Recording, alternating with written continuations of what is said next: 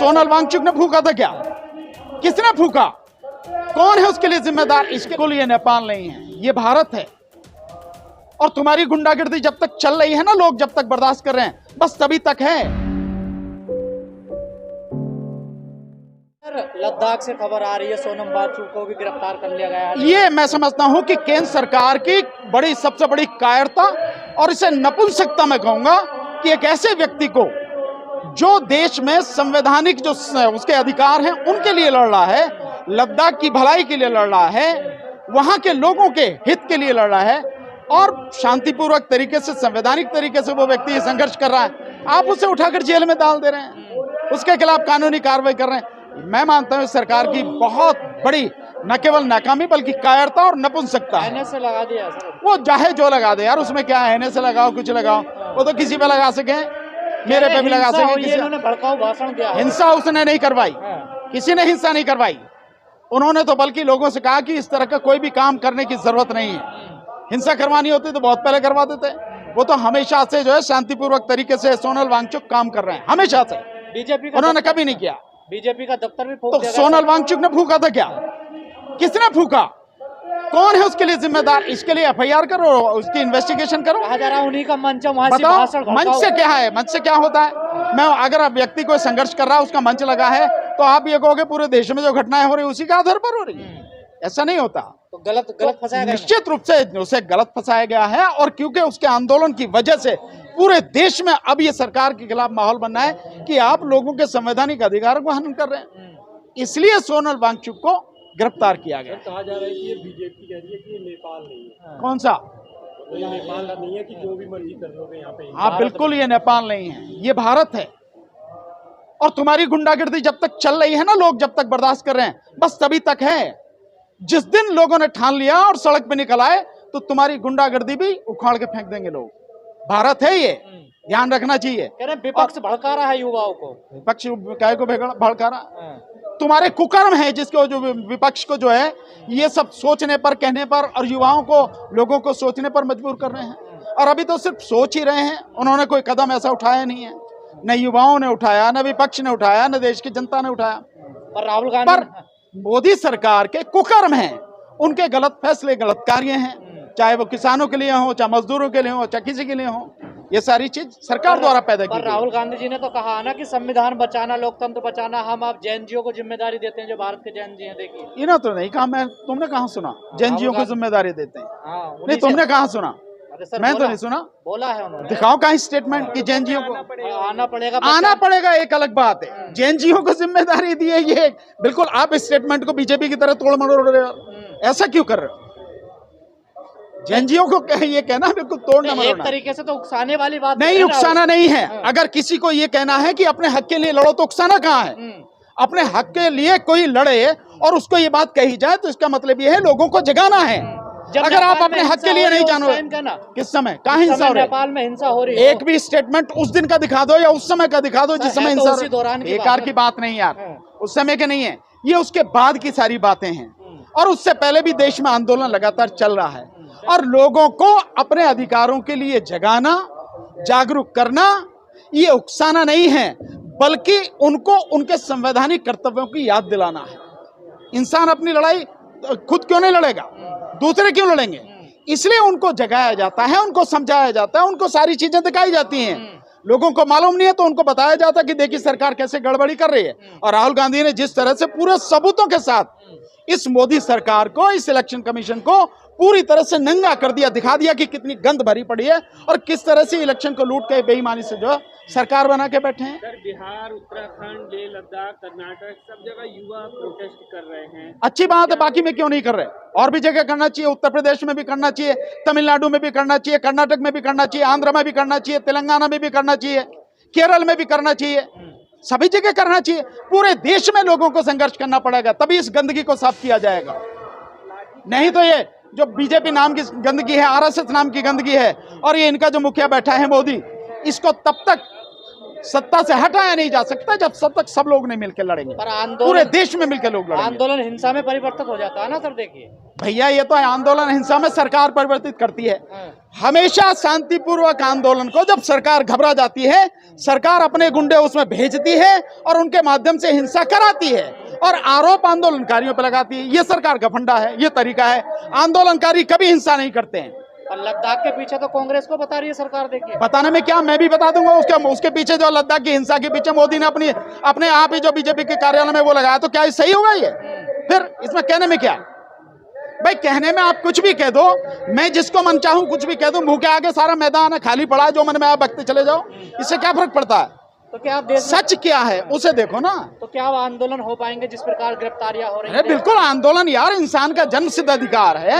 आंदोलन हो गए, आगे आंदोलन होंगे। धीरे धीरे धीरे धीरे जब लोग समझेंगे कि तुम्हारी इस दुर्गति के लिए जिम्मेदार कौन है, इसका कारण कौन है, और जब इसको समझ जाएंगे कि इस कारण का निवारण कैसे होगा, तो लोग खड़े होंगे, आंदोलन करेंगे। आंदोलन तो होने, संघर्ष तो होने। सरकार कह रही है जीएसटी कम कर दिया, उत्सव मनाइए देश भर में। अरे मोदी की बात करें, आप लोग आंदोलन की बात कर रहे हैं। देखिए भाई मेरे, तुम जीएसटी को पहले समझो। 8 साल तबीयत से लूटा और अब आप उसके आने के बाद में उसको अब कम कर रहे हो। और क्या इसमें गारंटी है कि जो जीएसटी कम किया है वो जो व्यापारी है वो जनता तक उसे पास करेगा? क्या वाकई में जनता को उसका लाभ मिलेगा?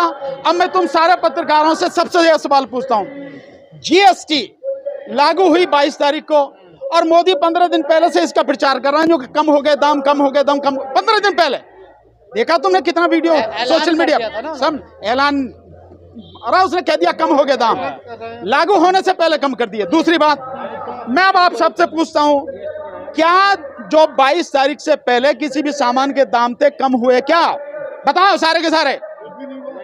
अबे तो जब कम नहीं हुआ तो कहाँ जीएसटी का लाभ मिल रहा है यार? तो ये यही तो बात मैं भी कह रहा हूँ भाई। ये उत्सव क्यों मनाया जा रहा है? देश भर में प्रोग्राम क्यों हो रहे हैं? मोदी का काम है नौटंकी करना। नौटंकी हो रही है, बात खत्म। लेकिन जनता के पैसे पे नौटंकी हो रही है।